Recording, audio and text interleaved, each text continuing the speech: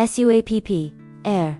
Creative editing. The creative editing feature allows for modifying images through text. For example, we want to modify the material of the sofa. Open Creative Editing. Note: after opening Creative Editing, the prompt words will play an ultimate role. Click on the detail box. Input prompt words. Convert the white sofa into a brown leather sofa. You can also click on Analysis Suggestions. Optimize the instructions we input. Make the image modification more precise. Click Create again. Modification completed.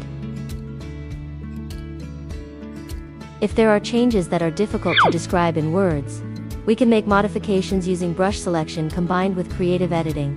Enter editing mode. Use the brush to smear the position that needs to be modified. Open Inspiration and Image Modification.